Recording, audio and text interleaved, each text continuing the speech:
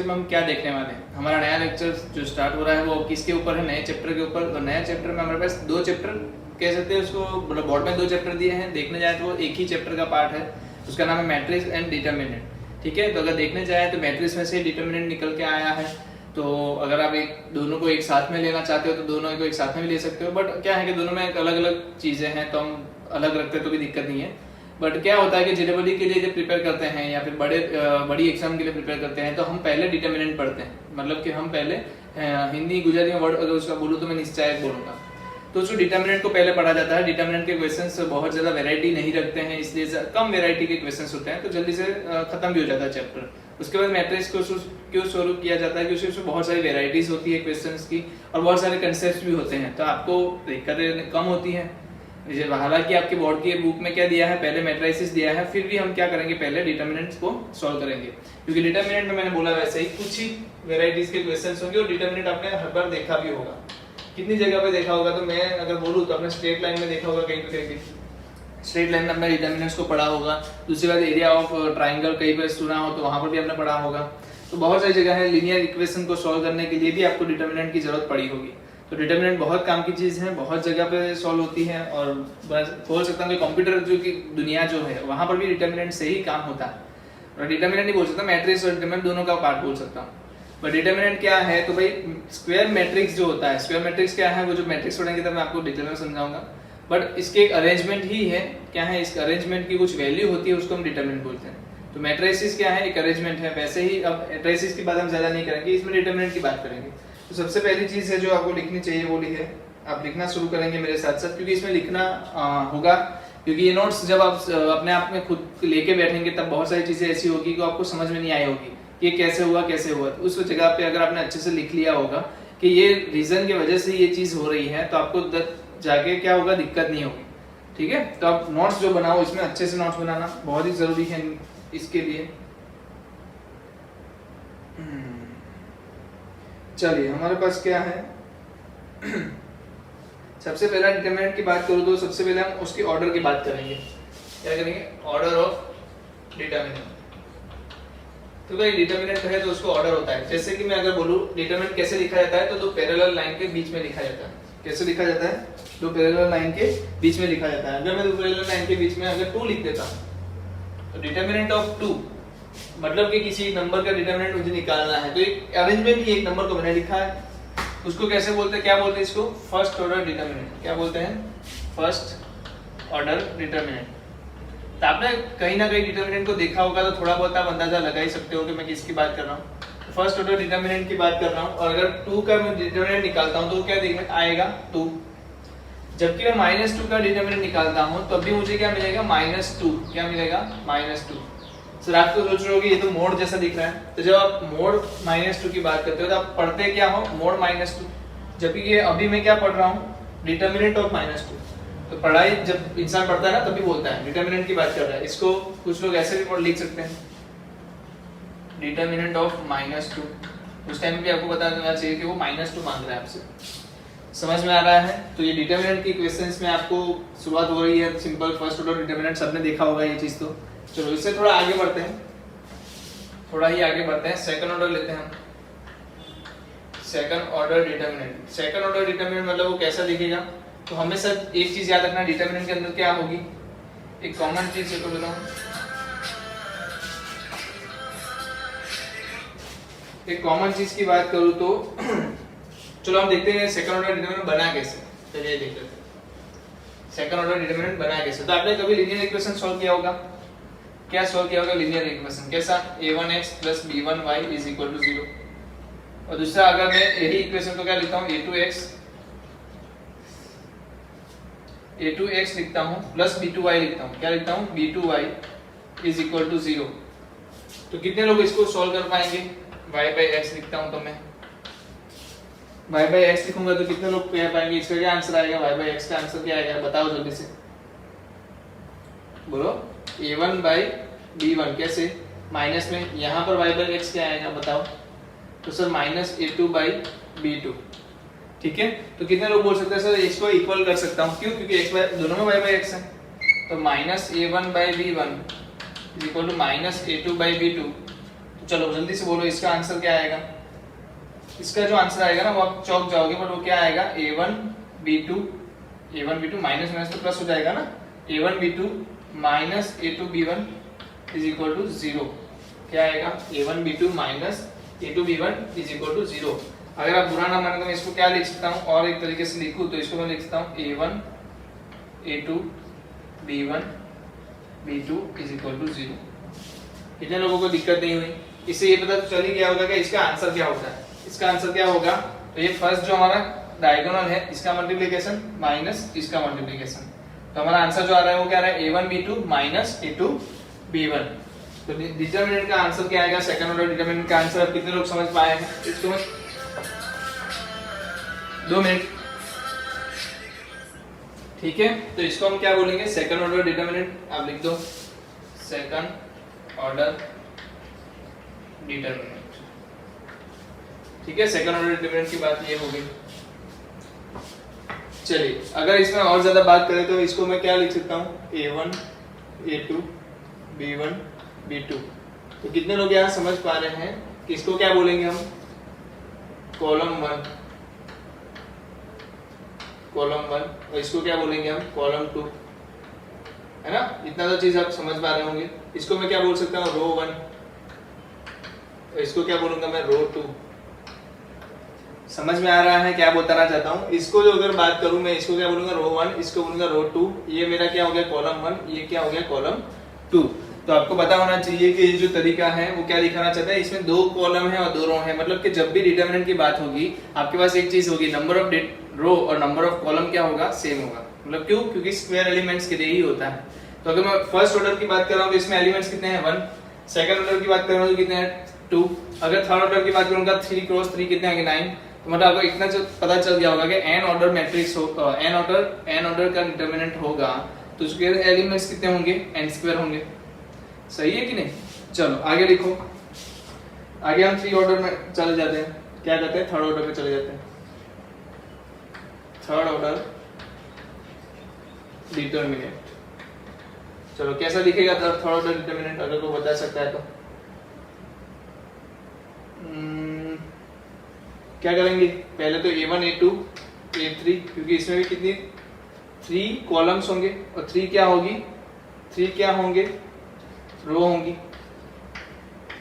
सही है। तो आप इस तरीके से क्या लिख सकते हो, 3x3 का मैट्रिक्स लिख सकते हो। बहुत धीरे धीरे से मैं आपको ले जा रहा हूँ, बहुत धीरे धीरे से ले जा रहा हूँ, क्योंकि एक एक चीजें हम समझ समझ के जाएंगे। आपकी नोट्स अच्छे से बननी चाहिए। इसमें नोट्स अच्छी बनाना बहुत ही जरूरी है, क्योंकि इसका रिवाइज जब करने बैठोगे आप बुक लेके नहीं बैठ सकते, है ना। तो थर्ड ऑर्डर डिटरमिनेंट जो होगा वो क्या होगा, तो भाई 3 रो होगी, उसमें 3 कॉलम्स होंगे। सिंपल सा फंडा। अब इसकी जो वैल्यू फाइंड करनी है हम कितनी तरीके से फाइंड कर सकते हैं, तो हम total there are 6 ways to find determinant। कैसे, determinant of third order matrix और थर्ड ऑर्डर डिटरमिनेंट, ठीक है। थर्ड ऑर्डर डिटरमिनेंट जो है उसका अगर आपको आंसर निकालना है तो कितने तरीके से निकाल सकते हो। एक तो रो 1 से निकाल सकते हो, रो 2 से निकाल सकते हो, रो 3 से निकाल सकते हो, या तो आप कॉलम 1 से, कॉलम 2 से या कॉलम 3 से। 3 रो और 3 कॉलम दिया है तो आप तीनों रो से अलग अलग तरीके से आप डिटरमिनेंट निकाल सकते हो, और तीनों कॉलम से भी आप डिटरमिनेंट निकाल सकते हो। कोई भी एक से निकाल सकते हो, ठीक है। तो 6 अलग अलग रास्ते हो गए जहां से आप डिटरमिनेंट निकालोगे। अब डिटरमिनेंट निकालने से पहले थोड़ा एक साइन कन्वेंशन है जो आपको मैं बोलूंगा कि यूज कर लो। मुझे लग रहा है तब तक आप मेरे साथ साथ लिखे जा रहे हो, है ना। चलो आ जाओ इधर। नहीं लिखा तो लिख ली, पीछे थोड़ा बैक करो, क्या बोलते हैं, पॉज करो वीडियो और लिख लो। चलिए अब मैं बात किसका कर रहा हूँ, there are 6 ways to find। अब उससे पहले साइन कन्वेंशन की बात करें थोड़ा। साइन कन्वेंशन की बात करूँ तो अगर मेरे पास क्या है, 9 एलिमेंट्स हैं 3 और 3 में, पहला एलिमेंट जो है प्लस से स्टार्ट करूंगा और अल्टरनेट करता जाऊंगा। क्या अल्टरनेट करूंगा मैं, माइनस प्लस को, तो plus minus plus minus plus minus plus minus plus. समझ में आ रहा है? कितने लोग ऐसे भी याद रखते हैं, क्रॉस में प्लस आएगा और डायमंड हम खेलते हैं, पत्ते खेलते हैं, वहां पर माइनस आएगा। तो कुछ लोग ऐसे भी याद रखते हैं। मैं आपको याद रखने का बोल रहा हूँ, प्लस माइनस आएगा। ऑल्टरनेट स्टार्ट कहां से होगा, प्लस से, एंड कहां से होगा, प्लस से, ठीक है। 3/3 की बात करते हैं। तो कितने लोगों को समझ में आ गया ये चीज? आसान है। अब जो करना है वो है डिटर्मिनेंट निकालना, determinant value of determinant of third order. ठीक है, थर्ड ऑर्डर डिटर्मिनेंट का वैल्यू निकालनी है तो कैसे निकलेगी? तो अगर मैं निकालता हूं पहले कॉलम से, पहले रो से निकालता हूं, पहली रो से आंसर क्या आएगा? a1 आएगा। अंदर क्या लिखेंगे हम? तो कि b1 सॉरी नॉट b1 क्या है यहाँ पर? अगर a1 जो हमें निकालना है, कैसे निकालेंगे इसको? कैसे निकालेंगे? कितने लोगों को पता है डिटर्मिनेंट कैसे निकालेंगे? तो अगर मैं a1 की बात कर रहा हूँ, मैं एलिमेंट कहाँ से ले रहा हूँ? a1 से, तो आपको a1 की रो और a1 की कॉलम को भूल जाना है। क्या भूल जाना है? a1 की रो और a1 की कॉलम को थोड़ी देर के लिए भूल जाना है, और बाकी क्या बचता है वो देखो। जैसे ही मैंने इसको दबा डाला और इसको भी हटा दिया तो बीच में क्या बन रहा है? b2 b3 c2 c3 बच रहा है। तो उसको आप क्या करो? छोटे डिटरमिनेंट में लिख दो, सेकंड ऑर्डर में। तो क्या b2 b3 c2 c3। ठीक है, फिर क्या आएगा? साइन कन्वेंशन के हिसाब से माइनस आएगा, और क्या आएगा? a2। आपको क्या करना है? पहली रो से मैं सॉल्व कर रहा हूं, मैं इस डिटरमिनेंट को कहां से फाइंड कर रहा हूं? पहली रो से। पहली रो में कौन से एलिमेंट्स है? a1 है, a2 है, तो a3 है। तो मैंने पहला काम क्या किया? a1 a2 a3 को लिख दिया। चलो ये आसान हो जाएगा। पहले क्या किया हमने? a1 a2 a3 लिख दिया। फिर साइन कन्वेंशन, साइन कन्वेंशन क्या है? प्लस माइनस प्लस, तो मैंने वो भी लगा दिया, प्लस माइनस प्लस। ठीक है, अब आपका काम क्या है? जो भी एलिमेंट आप खड़े रहो, जहां पर मैंने बात की थी a1 पे मैं खड़ा हूं, तो a1 पे जैसे ही खड़ा हूं मैंने क्या किया? रो और कॉलम को हटा दिया। अब मैं कहां खड़ा हूं? a2 पे खड़ा हूं, तो मैंने क्या किया? a2 की जो कॉलम है उसको हटाया, उसकी रो को हटाया, बाकी क्या बचा? b1 बचा और c3 बचा, सॉरी b1 b3 और c1 c3 बचा। क्या बचा? b1 b3 c1 c3। इतने लोगों को समझ में आया ये? चलो अब ये बताओ यहाँ पर क्या बचा? अगर a3 की बात करो तो a3 में क्या बचेगा वो बताओ, बताओ जल्दी से। a3 में क्या बचेगा? देख लो, a3 की रो निकालो, a3 की कॉलम निकालो, b1 b2 c1 c2। ठीक है, अब मुझे बताओ क्या आप लोगों को ये सोल्व करना आता है कि नहीं? क्या सोल्व होगा इसका answer? b2 c3 minus c2 b3 minus a2, bracket में क्या बचेगा? b1 c3 minus b3 c1 plus a3। क्या बचेगा ये बताओ? अंदर रहेगा b1 c2 minus b2 c1। चलो सबका अभी और एक बार सॉल्व करो तो आंसर क्या आएगा? a1 b2 c3।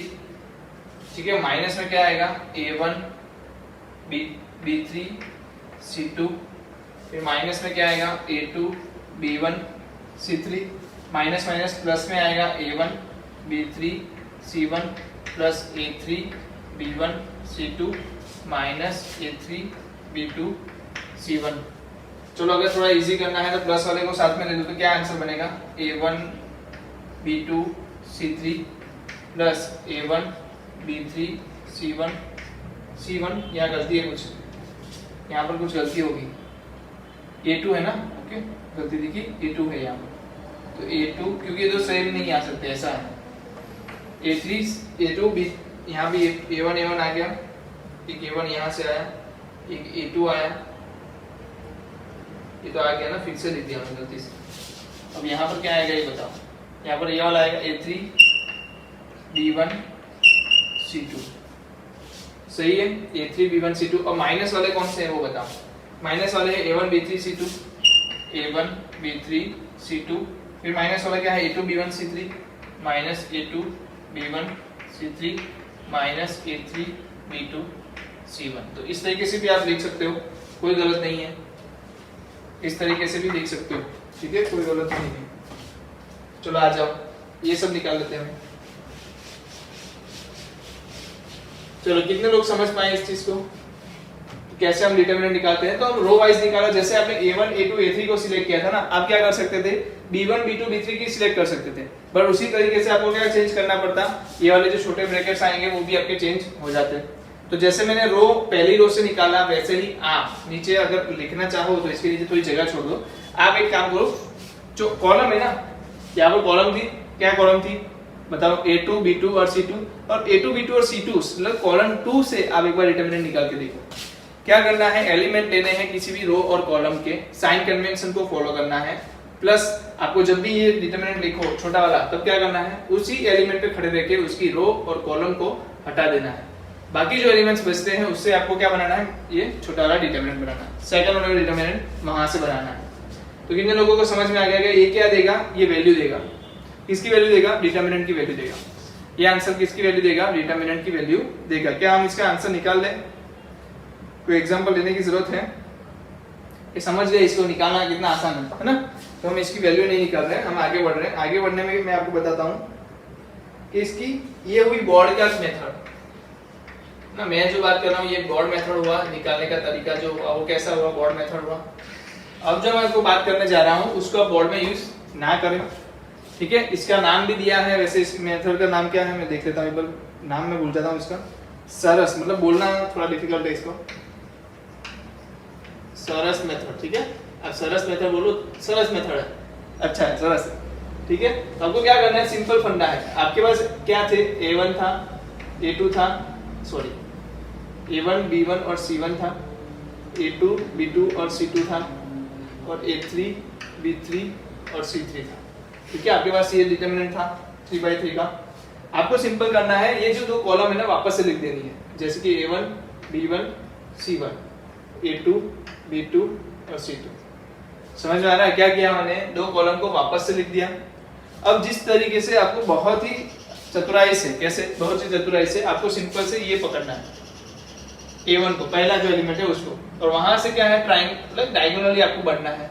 तो क्या बन गया बताओ जल्दी से, A1 B2 C3 क्या बन गया, A1 B2 C3। तो मतलब इस तरीके का जो है हमने ये याद रखा है। उसमें तो क्या था, माइनस था, ITF में क्या था, ये माइनस दे रहा था, तो यहाँ पर क्या देगा, प्लस देगा, तो ये प्लस में आ रहा है। फिर यहाँ से हमने ये लिया तो क्या बना, plus A2 B3 C1 plus A3 B1 C2 A3 B1 C2 minus क्या बचेगा बताओ, A3 B2 C1 A3 B2 C1 plus, minus मतलब ये भी माइनस है, अंदर ब्रैकेट में लिख रहा हूँ इसलिए मैंने प्लस लिखा है, वो भी माइनस ही हो रहा है। अब ये वाला ब्रैकेट देख रहे हैं, A1 B3 C2, तो क्या बनेगा A1 B3 C2 प्लस क्या बचेगा A2 B1 C3। तो ये चीज आपको पता होनी चाहिए, जो भी आपका आंसर आएगा वही डिटरमिनेंट होगा। देख लो, चेक करना तो क्या A1 B2 C3 है, A2 B3 C1 है, A3 B1 C2 है, माइनस में क्या है A1 B3 C2 है, माइनस में क्या है A2 B1 C3 है, माइनस में A3 B2 C1 भी है। तो आपको एक चीज पता चल गई होगी कि यही सेम आंसर यहाँ से भी आ सकता है और वहां से भी आ सकता है। आप जिस तरीके से आपको अच्छा लगता है उस तरीके से निकालो, ये आसान तरीका है, जल्दी से आंसर आता है। ये भी तरीका सही है क्योंकि बोर्ड में आपको इसको ही अप्लाई करना है, ये अप्लाई नहीं कर सकते। चलो, तो ये आंसर हो गया। अब एक जो चीज है वो बताना चाहता हूँ, बहुत ध्यान से देखना, इसको अच्छे से लिख के रखना, और मैं जो बोल रहा हूँ वैसी ही चीजें लिख देना। इसमें जो एलिमेंट्स है ना, क्या क्या एलिमेंट्स है बताओ, इसमें जितने भी एलिमेंट्स आए, प्लस वाला जो ब्रैकेट है, प्लस वाला जो ब्रैकेट है, कौन सा वाला ब्रैकेट, प्लस वाला, ये कौन सा वाला ब्रैकेट है, नेगेटिव वाला, ठीक है। तो पॉजिटिव वाले के एलिमेंट्स का product, elements product is equal to क्या है, नेगेटिव वाले का, तो नेगेटिव वाले एलिमेंट्स का प्रोडक्ट जो होता है उतने जैसा होता है। मतलब सर आप क्या बोल रहे हो, समझ में नहीं आया, मैं बताता हूँ। अब आप क्या करते हो, सिंपल फंडा, आप इनका A1 B2 C3 A2 B3 C1 और A3 B1 C2 का क्या करते हो, मल्टीप्लिकेशन करते हो। क्या मल्टीप्लिकेशन आएगा, A1 B2 C3 into A2 B3 C1 into A3 B1 C2। तो इन तीनों का मल्टीप्लिकेशन, जो तीन एलिमेंट्स यहाँ आते हैं उन तीनों का मल्टीप्लिकेशन जो करते हो वो किससे कितना होता है, नेगेटिव वाले जो होते हैं ना उसके जितना। कितने वाले, किसके जितना, नेगेटिव वाले जो होते हैं एलिमेंट्स उसके जितना। देख लो कैसे, नेगेटिव वाले ऐसा नहीं बोल सकता हूँ, वैसे तो देखने जाता हूँ, ये वाले जो है ना तीन, इन तीनों का जो मल्टीप्लिकेशन है वो कितने जैसे होगा, इतने तीन जो आएंगे उसके जैसा होगा। तो यहाँ पर जो आने वाले हैं नेगेटिव के बाद आपके पास वो क्या आएंगे, नेगेटिव मत लिखो, यहाँ पर गलती हो जाएगी, नेगेटिव मत लिखो, इसमें लिखो ऊपर वाले में लिखो, हाँ क्या लिखेंगे हम, चलेगा, चलो पॉजिटिव और नेगेटिव ही लिखो, वही चलेगा। के पॉजिटिव कन्वेंशन और आंसर, क्योंकि यहाँ पर जो बचेगा वो क्या आएगा, A1 A2 A3 का multiplication, B1 B2 B3 B2 B3 B1 का मल्टीप्लिकेशन, C3 C2 C1 का मल्टीप्लिकेशन। मतलब यहाँ पर किसके एलिमेंट का मल्टीप्लिकेशन हो रहा है, देखने जाए तो A1 B2 C3 वाले सभी का जो भी एलिमेंट जो है ना इसका मल्टीप्लिकेशन देगा ये। वैसे ही सेम यहाँ पर भी मिलेगा आपको, नेगेटिव में देख लो क्या है, A3 A1 A2 मिलने वाला है, वैसे B2 B3 B1 भी मिलेगा, C1 C2 C3 भी मिलेगा। कहने का मतलब बहुत आसान तरीका है कि दोनों में क्या आएगा, मल्टीप्लिकेशन सेम आएगा। चलो मैं एक चीज बताता हूँ आपको, एक एग्जांपल दिखाता हूँ तो और ज्यादा समझ में आएगा। पहले आप लिख लो इतना, एक एग्जांपल लेते हैं तो ज्यादा समझ में आएगा। पहले आप लिख लो इतना,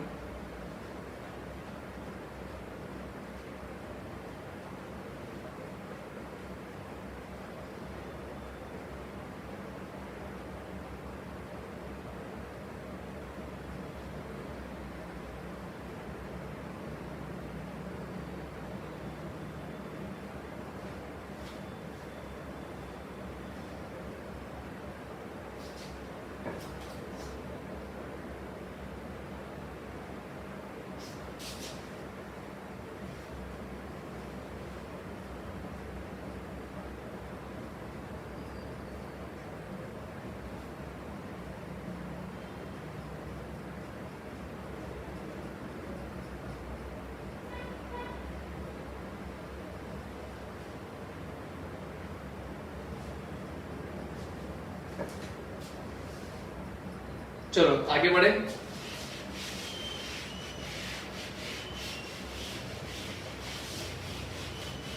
एक भी चीज मिस ना हो जाए इसलिए मुझे भी देख देख के समझा बताना पड़ता है आपको, कोई भी एक चीज मैं मिस ना कर दूं, क्योंकि इसमें बता रहा हूँ ना, नोट्स बहुत ही इंपॉर्टेंट रहेगी आपके लिए।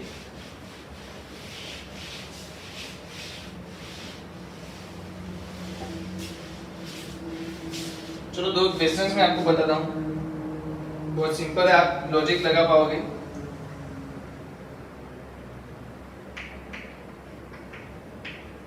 If each element of second order determinant,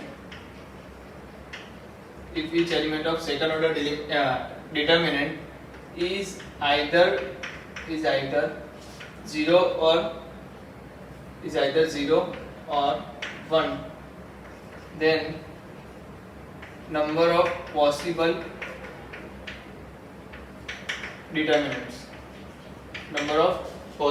determinants, क्या बोला है कि each element of second order determinant is either 0 or 1, मतलब एक या तो 0 हो सकता है या तो 1 हो सकता है। क्या, तो कि हर एक एलिमेंट जो दिया है किसमें, 2x2 डिटरमिनेंट में, तो वहां पर आपके पास क्या एलिमेंट्स होंगे, 4 एलिमेंट्स होंगे। चारों एलिमेंट्स में आप क्या रख सकते हो, या तो 0 रख सकते हो या तो 1 रख सकते हो। तो number of possible different determinants क्या होंगे, डिफरेंट डिटरमिनेंट, ठीक है, क्या होंगे वो आपको बताना है। चलो जल्दी से मुझे बताओ लॉजिक क्या करेंगे इसमें। तो सिंपल सा बनना है आपको, अगर 2x2 मैट्रिक्स 2x2 डिटरमिनेंट बनाना है और मैं यहाँ पर क्या पुट कर सकता हूँ, 0 और 1। तो कहने का मतलब दो तरीके हैं, क्या है, दो तरीके। फिर यहाँ पर भी क्या आएंगे, और दो तरीके आएंगे, तो मल्टीप्लाई बाई 2। यहाँ पर कितने तरीके से हो सकता है, दो तरीके से, तो ये भी क्या हो जाएगा 2, और यहाँ पर क्या हो जाएगा, तो वापस से दो तरीके और, तो टोटल देखने जाए तो 216 4 आएगा, क्या आएगा, 2/4, मतलब 16 डिफरेंट डिटरमिनेंट्स बन सकते हैं अगर मैं 0 और 1 को ही सिर्फ पुट करूं। चलो अगर ये सवाल किसमें पूछा जाता है, 3x3 के लिए, तो क्या लिखते हैं आप, डायरेक्ट बताओ। तो इसको बनने के कितने रास्ते, 3 या 2 ही रास्ते ना, इसको भी 2, इसको भी 2, इसको भी 2, इसको भी 2, इसको 2, सबके 2 रास्ते। तो कहने का मतलब इसको क्या बोलते हैं, 2/9 है ना, 2/9 तरीके से हम क्या कर सकते हैं, सॉल्व कर सकते हैं। 2/4 क्या होता है, 16, इसको क्या लिख सकते हैं, 2/4 into 2, तो 16 into 16 into 2 क्या होगा बताओ, 256 into 2 है, तो 512 होगा। तो 512 तरीके हैं जो डिफरेंट तरीके से आप 0 1 वाले को लिख सकते हो। आप सोच भी नहीं सकते इतना टाइप, अलग अलग टाइप के हो सकते हैं, है ना। तो ये तरीका था, पीएनसी लग गया थोड़ा बहुत, इसको क्या बोलते हैं, पीएनसी का मेथड हो गया ना। आपने पीएनसी पढ़ा है 11th में, क्या करते थे हम, तरीके ढूंढते थे, इसमें कितने तरीके से, इसमें कितने तरीके से, इसमें कितने तरीके से और इसमें कितने तरीके से, कितने वेज है, नंबर ऑफ वेज क्या थे वो हम ढूंढते थे, है ना। तो यहाँ पर हम क्या देख रहे हैं कि 16 तरीके से हम बना सकते हैं अपने डिटरमिनेंट को, अगर मैं हर एक एलिमेंट में 0 या 1 रखूं तो। चलो नेक्स्ट क्वेश्चन है हमारे पास, ओके। दूसरा इसी में है कि नॉन नेगेटिव कितने होंगे, नॉन नेगेटिव डिटरमिनेंट कितने होंगे, मतलब 16 डिटरमिनेंट आपने बना लिए, कोई दिक्कत नहीं, उसमें से नॉन नेगेटिव कितने होंगे। अब नॉन नेगेटिव होना मतलब क्या होता है, नेगेटिव ना होना, नेगेटिव नहीं है, तो मैं क्या करता हूँ, उल्टा करता हूँ, मैं नेगेटिव ढूंढ लेता हूँ। मैं क्या करता हूँ कि इसको नेगेटिव बना के छोड़ता हूँ, ठीक है। ऐसे डिटरमिनेंट फाइंड कर लेता हूँ जो नेगेटिव है ना। मैं क्या करता हूँ, ऐसे डिटरमिनेंट फाइंड कर लेता हूँ जो नेगेटिव है। जो नेगेटिव होंगे उसको मैं क्या करूंगा, 16 में से माइनस कर दूंगा। अब डिटरमिनेंट की वैल्यू आपको पता है, इसका माइनस इसका, ये प्लस में है ये माइनस में है। आपको आंसर किसमें चाहिए, 0 और 1 है, ये चेक कर, ये तो पता चल गया ना। आंसर में क्या रख सकता हूँ, 0 रख सकता हूँ तो 1 रख सकता हूँ। तो 1 को माइनस होने का चांसेस कहाँ है, अगर यहाँ से 1 निकलता है तो ही माइनस होगा। इसका मतलब यहाँ से -1 होना चाहिए, बट ये तो पहले 0 होना ही चाहिए ना, क्योंकि आपको एक चीज पता है कि इस लाइन में से आपको आंसर क्या मिल सकता है, 0 मिल सकता है तो 1 मिल सकता है। इस लाइन में से आंसर क्या मिल सकता है, 0 मिल सकता है तो 1 मिल सकता है। तो कब आपका आंसर माइनस 1 आएगा, जब पहला वाला 0 और दूसरे वाला -1 हो। पहले वाला क्या हो, 0 और दूसरे वाला क्या हो, -1 हो। दूसरे वाला -1 होने के लिए क्या करना पड़ेगा, दोनों एलिमेंट 1 1 रखने पड़ेंगे। अगर दोनों एलिमेंट 1 1 है तो ही वो -1 होगा ना, सिंपल सी बात है। ये प्लस में और ये माइनस में। कितने लोगों को समझ में आ रहा है मैं क्या बताना चाह रहा हूँ। अगर मुझे ये माइनस बनाना है तो पहली बार ये प्लस में आएगा, तो वहां पर 0 होना बहुत जरूरी है। और दूसरा एलिमेंट क्या होना चाहिए, 1 होना चाहिए, तभी 0 -1 -1 आएगा। दूसरा एलिमेंट 1 बनाने के लिए एक चीज फिक्स हो गई कि ये दोनों 1 होंगे तो ही होगा, तो मैं इसको तो चेंज नहीं कर सकता, ठीक है। तो ये 1 1 ही रहेंगे। जो चेंज करना है ये यहाँ पर है, क्यों, क्योंकि यहाँ पर मैं 0 बनाने के अलग अलग तरीके हैं। मुझे यहाँ पर 0 बनाना है, मैं कैसे बनाऊंगा, यहाँ पर दो एलिमेंट ऐसे कैसे कौन से रखूं कि जिससे आंसर 0 आ जाए। तो आप बोलोगे सर 1 0 रख दो, तो 1 × 0 0 आ जाएगा। 0 -1 -1 आ गया, तो ये -1 दे रहा है। सर यहाँ पर 0 और यहाँ पर भी 1 रख सकते थे, तो ये क्या हो गया, 0 × 1 वापस से 0 -1 हो गया। चलो अब बताओ, अगर यहाँ पर 0 यहाँ पर 0 रख दूं तो भी क्या होगा, 0 -1 आ जाएगा। बट अब एक चीज बताओ, इसके अलावा कोई ऐसा ऑप्शन है जहां पर मैं 0 0 0 बना सकता हूँ? क्या है कोई ऑप्शन जहां पर मैं 0 बना सकता हूँ? पहले जो डायगोनल है इसको मैं 0 बना सकता हूँ? नहीं है ना। इसका सीधा मतलब क्या होता है कि टोटल 3 मुझे ऐसे डिटरमिनेंट मिलेंगे, 1 2 3। तो मतलब 3 एलिमेंट मिलेंगे, 3 डिटरमिनेंट मिलेंगे जिसकी -1 वैल्यू होगी। कितनी वैल्यू होगी, -1 वैल्यू होगी। और टोटल मुझे कितने क्या चाहिए, नॉन नेगेटिव चाहिए। तो मतलब इसको मैं हटा दूंगा, किसमें से, 16 में से। तो कितने आएंगे, 13 होंगे। वो कैसे होंगे, नॉन नेगेटिव। तो क्या होंगे, तो ये क्या होंगे, 13 क्या होंगे, या तो 0 आंसर दे रहे होंगे या तो 1 आंसर दे रहे होंगे, ठीक है। तो वो 0 या 1 आंसर देने वाले होंगे। ये चीज पता चलनी चाहिए कि भाई मुझे क्या पूछा है, नॉन नेगेटिव डिटरमिनेंट पूछा है। मैं क्या कर रहा हूँ, 16 डिटरमिनेंट बनते हैं वो मुझे पता है। मैंने क्या किया, डिटरमिनेंट जो -1 देगा उसको हटा दूंगा। आंसर क्या बन सकता है, या तो 0 बन सकता है, या तो 1 बन सकता है, या तो -1 बन सकता है। इसके अलावा इसके कोई आंसर बनने वाले नहीं है। -1 कब बन सकता है, जब ये पूरा 1 1 हो, ये वाला 1 1 हो तभी। तो एक तो फिक्स हो गया ना, दोनों एलिमेंट्स फिक्स हो गए 1 1। और इस एलिमेंट को मुझे ऐसे बैलेंस करना है जिसके उसका आंसर 0 आए। और 3 ही पॉसिबिलिटी है, एक तो 1 0, एक 0 1 और 0 0। इसके अलावा कोई भी पॉसिबिलिटी नहीं है कि पहला जो डायगोनल है आपका वो 0 आंसर दे।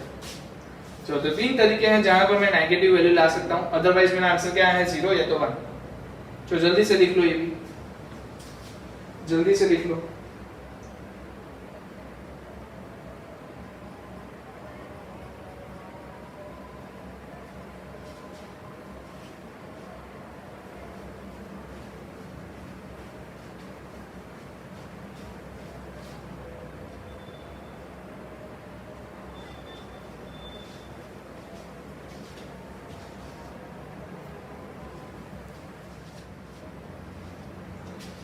चलिए हो गया ये। अभी हेडिंग दे दो माइनर्स एंड कोफैक्टर्स। क्या दे दो heading, minor and cofactor of determinant.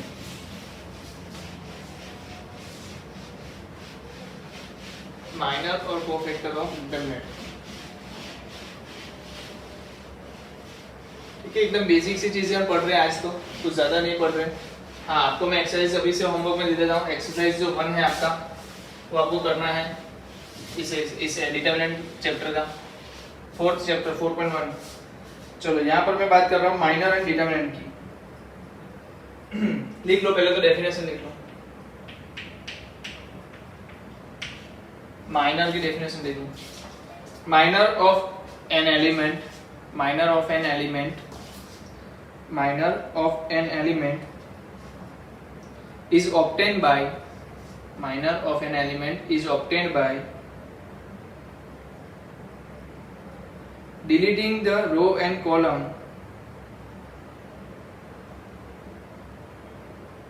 obtained by the elements. Sorry, minors are minors of an element is obtained by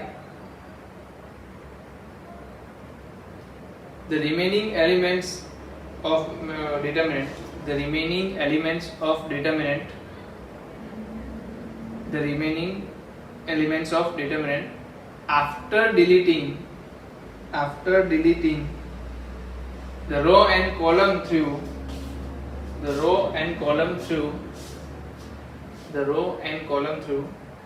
that element. तो माइनर क्या है, सिंपल तरीके से अगर बात की जाए तो माइनर किसको बोलेंगे? अगर मेरे पास क्या है A1 A2 A3 sorry A1 A3 A1 की बात करें, इससे अच्छा A1 ले लो, A11 है A21 है। चलो मैं और इजीली कर देते हैं इसको, और इजी कर देते हैं। पहले एक चीज सीख लो, आगे बढ़ो। पहला जो इसको कैसे डिनोट किया जाता है, रिप्रेजेंटेड बाय MIJ, जहां पर I क्या है, नंबर ऑफ रो, J क्या है, Jth कॉलम। ठीक है, तो ये चीज पता होनी चाहिए कि ये क्या दिखाता है, रो दिखाता है, और ये क्या दिखाता है, कॉलम दिखाता है। और किसका है, माइनर ऑफ एलिमेंट AIJ, किसका माइनर है, तो minor of element AIJ। Second point आपका ये है, देख लो।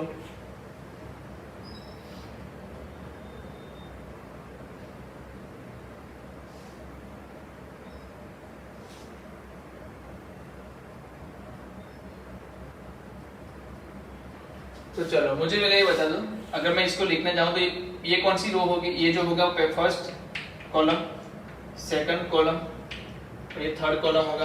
कितने लोगों को पता चल गया ये?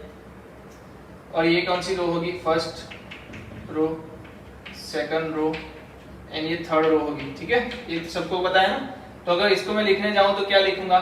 फर्स्ट रो मतलब फर्स्ट I1 होगा, कॉलम क्या है 1, तो 1 1, फिर रो क्या है 1 ही है, कॉलम क्या है 2 है, और ये रो 1 ही है, कॉलम 3 है, फिर रो 2 है, कॉलम 1 है, रो 2 है, कॉलम भी 2 है, रो 2 है, कॉलम 3 है, फिर रो 3 है, कॉलम 1 है, रो 3 है, कॉलम 2 है, और रो 3 है, कॉलम भी 3 है।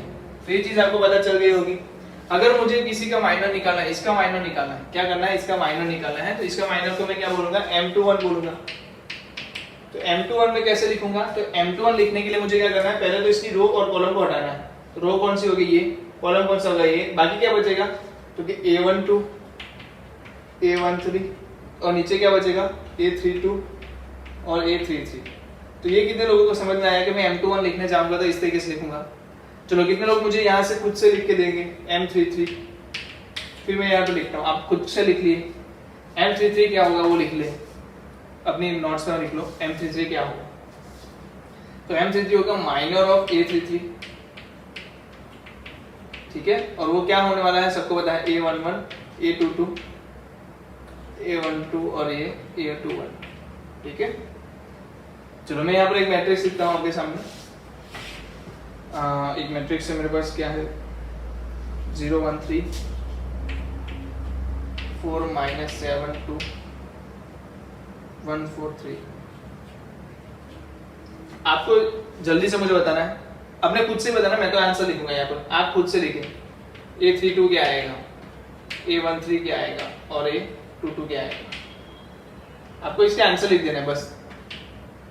फिर आपको ये भी आंसर लिख देना है, A11 plus A21 plus A13। इसका आंसर भी लिख दो। चलो पहले बताओ इसका आंसर, सब लोगों ने लिख लो, पहले जल्दी से लिख लो, जल्दी से लिख लो, फिर मैं आंसर लिखता हूँ यहाँ पर। से आपको ये समझ में आया कि नहीं, मुझे ये बताना है। नाम जो आपने नाम दिया है वो आपको समझ में आया कि नहीं, इसलिए मैंने एक क्वेश्चन दिया। A32 मतलब थर्ड रो सेकंड कॉलम, तो कौन सा आंसर हो गया 4, ये 4 देगा। फिर 1 first column third column, sorry first row third column, तो क्या आंसर आएगा 3। Second column second row second column, क्या हो गया, second row second column, second row second column क्या है -7। चलो फर्स्ट रो फर्स्ट कॉलम क्या है 0, सेकंड रो फर्स्ट कॉलम क्या है 4, फर्स्ट रो थर्ड कॉलम क्या है 3, तो आंसर क्या आएगा इसका 7। चलो कितने लोगों को ये समझ में आ गया था? बहुत बढ़िया। अब मुझे बताओ M23 क्या आएगा? M23 क्या आएगा इसी क्वेश्चन में? M23 क्या आएगा आपका?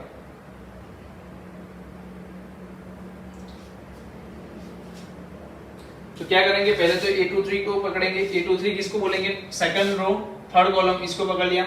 इसके क्या कर लिया? कॉलम हटा दी, रो भी हटा दिया, तो बचा क्या? 0 1 1 4। तो 0 into 4 तो 0 आएगा, 1 into 1 -1, तो आंसर क्या आएगा? -1। तो जो मेरा माइनर है M23 वो आंसर क्या दे रहा है? -1 दे रहा है। चलो जल्दी से इतना तो लिख लो, या फिर आपने लिख दिया है साथों साथ, अगर नहीं लिखा तो पोस्ट करके लिख लो, ठीक है?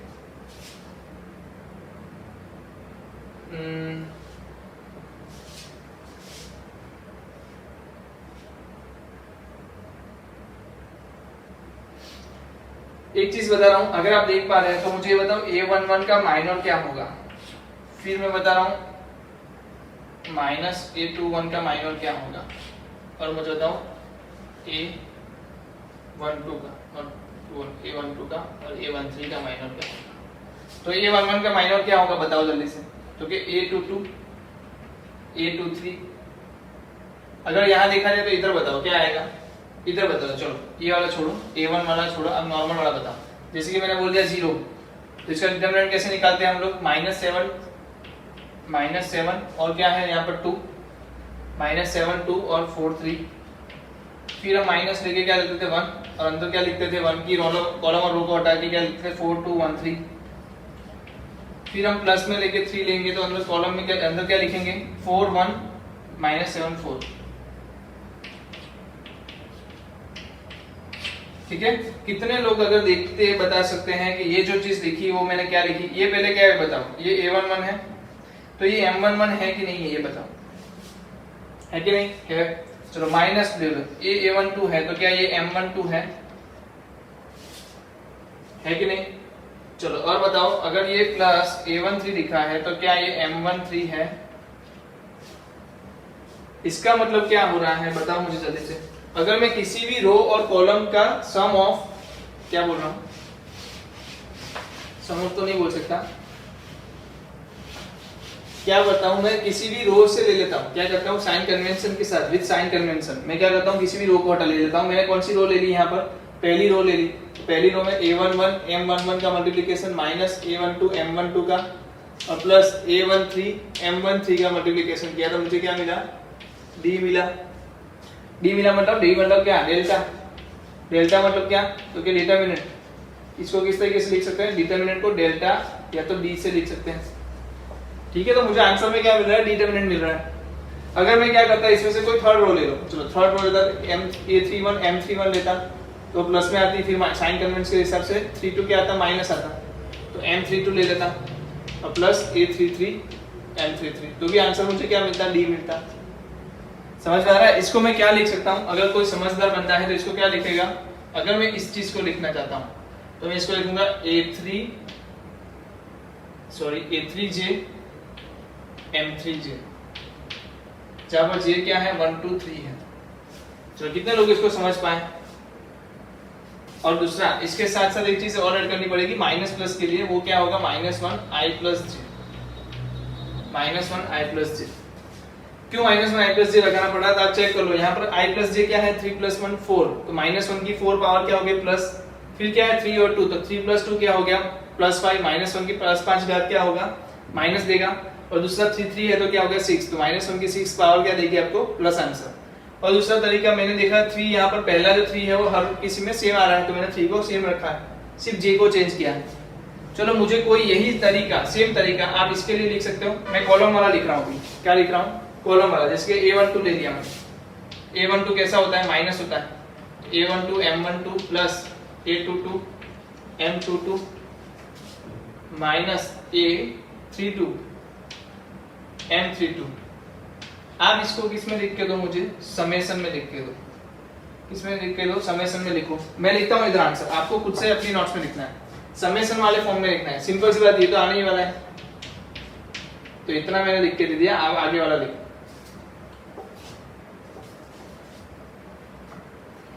क्या लिखेंगे? तो पहले बात ए, क्या कॉमन रह रहा है?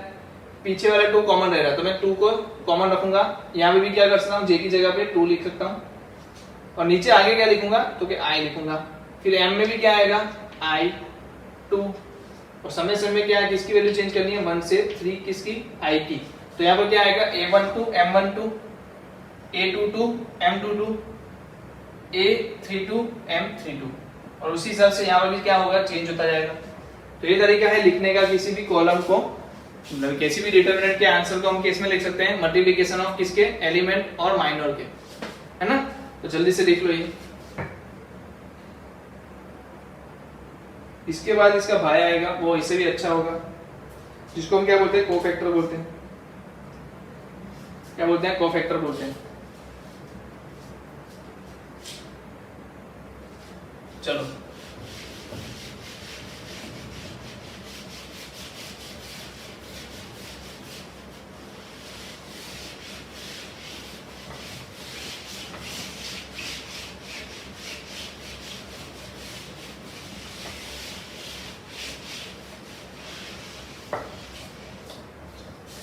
हो गया।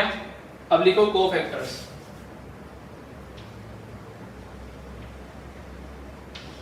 क्या लिखो, कोफैक्टर्स लिखो।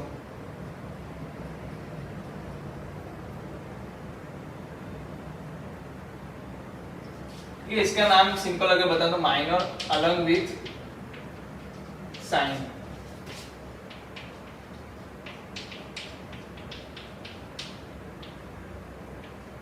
साइन के साथ अगर माइनर ले लूं तो उसको मैं क्या बोल सकता हूँ, सिंपल से Cij बोल सकता हूँ, रिप्रेजेंटेड बाय Cij।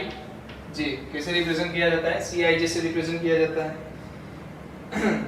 कितने लोग अगर समझ पाएंगे इसको, मैं क्या लिख सकता हूँ, -1 i + j mij। अगर कोई डिटरमिनेंट में ले लेता हूँ, सिंपल सा डिटरमिनेंट है, जल्दी से सॉल्व करके लीजिएगा। पहले तो इसका डिटरमिनेंट फाइंड कर लो, सिंपल जो करना है वो, उसके बाद मैं कुछ और देता हूँ। पहले डिटरमिनेंट फाइंड कर लो। चलो पहले बताओ M21 क्या आएगा, M21 पहले बताओ A21 कहाँ है, तो second row first column, second row first column ये रहा, है ना। तो M21 क्या आएगा, 2 × 9 18 -3 × 2 18 -6 क्या आएगा, 12। अब बताओ C21 क्या आएगा, तो कि -1 raised to 2 + 1 × 12। 2 + 1 क्या होगा, माइनस हो जाएगा, तो ये आंसर क्या देगा, -12। सिंपल सा पता चल रहा है, क्या पता चल रहा है कि भाई C21 जो है वो क्या है, M21 ही है, बट साइन कन्वेंशन उसके साथ आएगा। तो आपको साइन कन्वेंशन याद है, तो यहाँ पर क्या आता था, नेगेटिव, तो आपको बस नेगेटिव करना था आंसर, है ना। तो आपने जो ये चीज लिखी थी ना, क्या लिखा था, M11 C11 not C11 A11 M11 plus A12 M12 और प्लस A13 M13, इसके यहाँ पर माइनस लिखा था आपने, याद हो तो। कितने लोगों को याद है, याद है, सही है। अब मुझे बताओ M11 की जगह पे C11 लिख सकते हो कि नहीं, ये बताओ। लिख सकते हैं, क्योंकि C11 में तो क्या है, सेम ही आंसर आएगा, प्लस M11। फिर यहाँ पर बताओ A12 को मैं माइनस है, तो उसको मैं क्या, -C12, क्योंकि मुझे पता है C12 क्या है, -M12 है। क्यों माइनस है, क्योंकि माइनस की जो पावर है वो क्या आएगी, 1 + 2 मतलब 3 आएगी। तो आंसर क्या दे देगा, -M12। तो -M12 की जगह पे क्या लिख रहा हूँ, +C12 प्लस A13, और यहाँ पर क्या लिख रहा हूँ, C13 लिख रहा हूँ। क्यों, क्योंकि मुझे ये भी पता है C13 भी क्या होता है, M13 होता है। तो अगर आप देख पाते हो तो इसमें क्या हो रहा है, प्लस भी आ रहे हैं, सभी क्या आ रहे हैं, प्लस आ रहे हैं। तो मैं इसको समेशन को क्या लिख सकता हूँ, समेशन को क्या लिख सकता हूँ, A1j C1j, और उसमें कोई साइन कन्वेंशन नहीं आएगा। सिंपल सा j को क्या करना है, 1 से 3 पर ले जाना है, और यही मुझे क्या देगा, डिटरमिनेंट देगा। क्या देगा, यही मुझे d और डेल्टा देगा। तो A1j × C1j = क्या दे रहा है आपको, j = 1 से 3 का आंसर दे रहा है। किसका आंसर आया है, डिटरमिनेंट का आंसर आया। तो इस तरीके से हम लिख सकते हैं A11 C11 A12 C12 A13 C13, तो वो क्या देगा आपको, डिटरमिनेंट देगा। चलो जल्दी से लिख लो।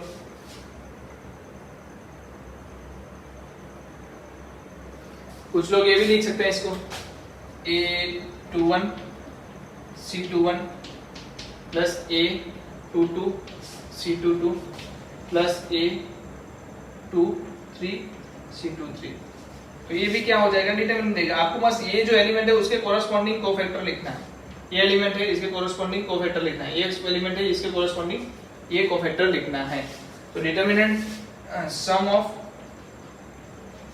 Of element and sum of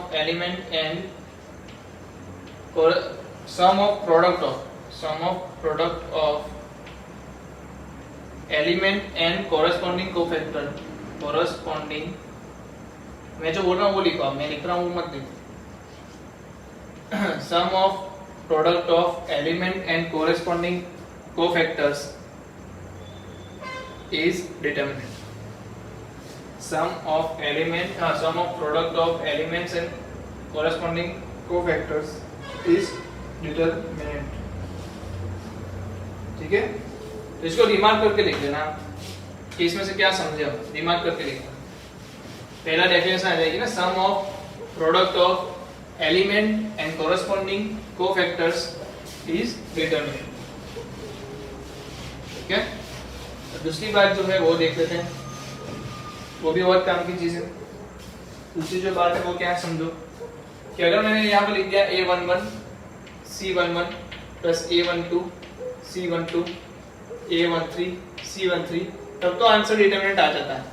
और कभी कभी गलती से मैंने A11 C21 ले लिया, प्लीज A12 C22 ले लिया और A13 के जगह पे मतलब पूरी जो कॉलम थी ना किसी और रो का मैंने कोफैक्टर्स ले लिया, तो उस केस में आंसर आपका क्या हो जाएगा 0।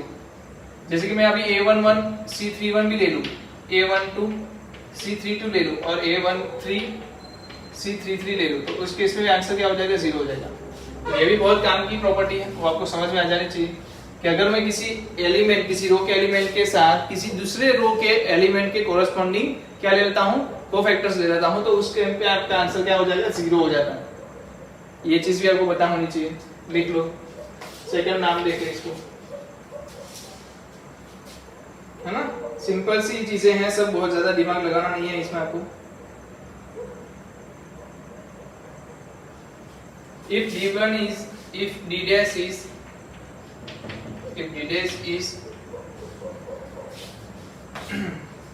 d dash is the determinant, d dash is the determinant obtained by replacing their elements by corresponding cofactors.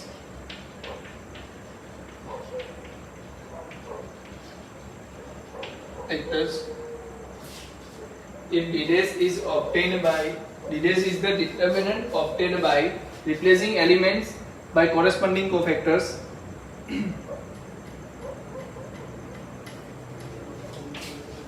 then d dash is equal to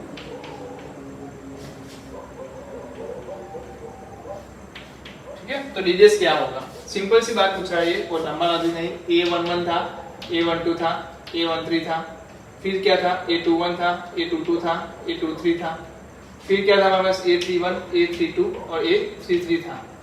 ये क्या बोल रहे हैं महाशय, ये बोल रहे हैं कि आप C1 कर दो इधर, C11, C12, C13 दे दो, फिर यहाँ पर C21, C22, C23 दे दो, फिर आप C31, C32, C33 दे दो। तो ये वाले केस में आपको क्या देना है, हमें मुझे बताओ। ये वाले केस में आपको आंसर लाके देना है कि भाई ये अगर डी डैश है और ये डी है, तो डी डैश और डी का कुछ रिलेशन देना है हमें। तो कैसे दिखाएंगे, तो सिंपल से अगर बताऊं तो इसका आंसर क्या आएगा, d raise to n minus 1, जहां पर n क्या है, ग्रेटर देन और इक्वल टू t, और ऑर्डर ऑफ डिटरमिनेंट, तो d raise to n minus 1 होगा आपका आंसर। d डैश क्या आएगा, d raise to n minus 1। तो अगर मैं बात करता हूँ किसी भी थर्ड 3/3 की, तो क्या डायरेक्टली बोल सकता हूँ मैं, d स्क्वायर होगा। क्या बोल सकता हूँ, डायरेक्टली बोल सकता हूँ कि d स्क्वायर आंसर आएगा। ठीक है, तो जल्दी से देख लो।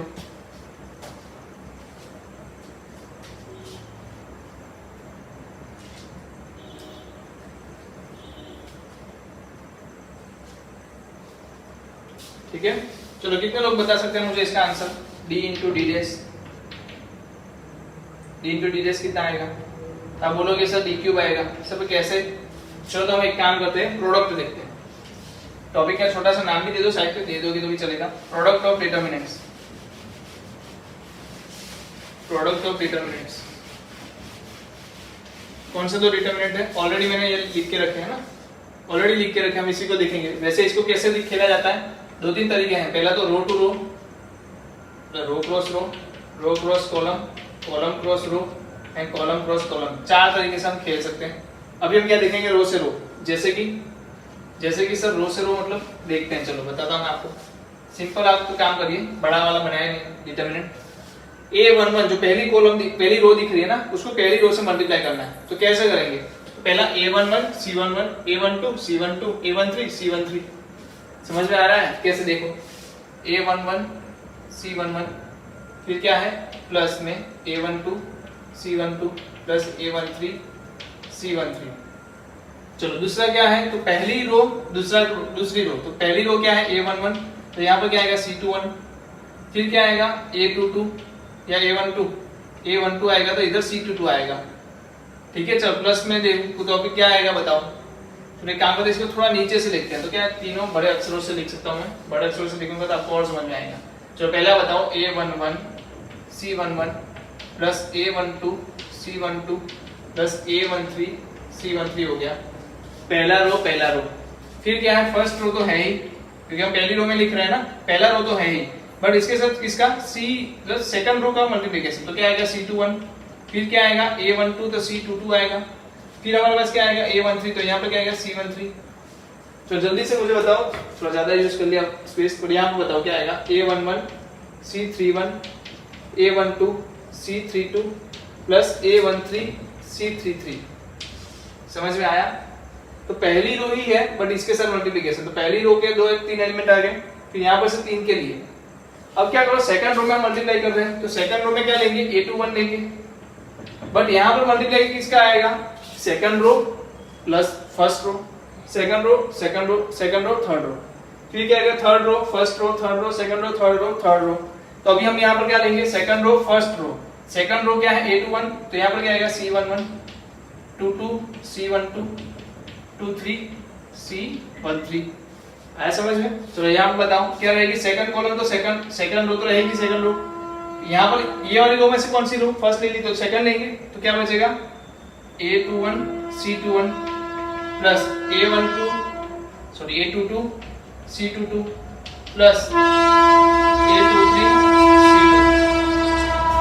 समझ में आया कितने लोगों को? चलो यहाँ पर बताओ जल्दी से, क्योंकि A21 C31 A22 C32 और A23 तो C33।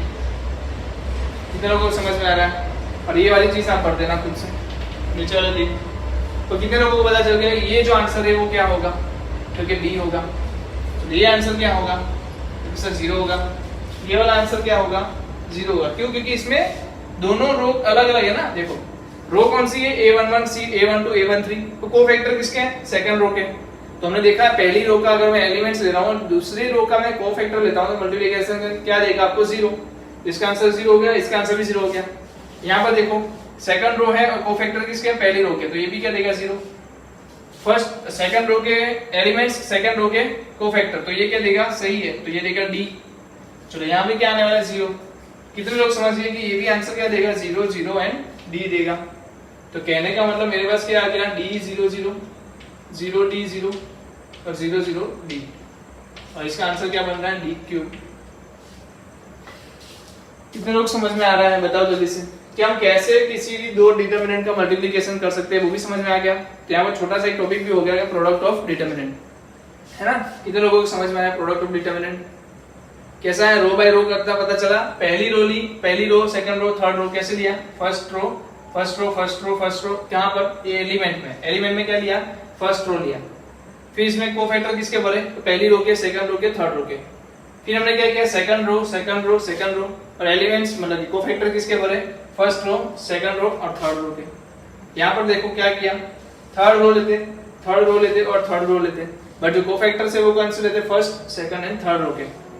तो इस तरीके से आप क्या कर सकते हो, मल्टीप्लिकेशन कर सकते हो किसी भी प्रोडक्ट का, क्या सॉरी दो डिटरमिनेंट का, है ना। तो ये भी एक बहुत सारी चीज अच्छी वाली चीज थी, वो आपने नोट कर ली। लिख लो पहले जल्दी से, लिख लो जल्दी से, ठीक है। होमवर्क मैं आपको दे रहा हूं, करके लाना है आपको। होमवर्क में क्या कर रहा हूँ मैं बताऊँ आपको। एक्सरसाइज 4.1 खुद से कर लेनी है आपको, बहुत ही आसान है, सिंपल सी फंडामेंटल चीजें। नहीं समझ में आए तो पूछ लेना, बट भगाना मत, चीजें भगाना मत, ये मैं नहीं करवाने वाला, पहले से बता रहा हूँ आपको। एक्सरसाइज 4.1 नहीं कराने वाला, 4.2 4.3 जो आएगी बड़ी बड़ी उसमें मैं करवाऊंगा, बट 4.1 मेरे ख्याल से आप खुद कर सकते हो, इसलिए मैं नहीं बोल रहा हूँ, है ना। तो कितने लोग कर सकते हैं 4.1? सब लोग कर लेंगे। 4.1 एक्सरसाइज आपको घर से करके लानी है। बाकी की बात जो आएगी, जो नेक्स्ट में हम पढ़ेंगे प्रॉपर्टीज ऑफ डिटरमिनेंट, तब तक के लिए अलविदा।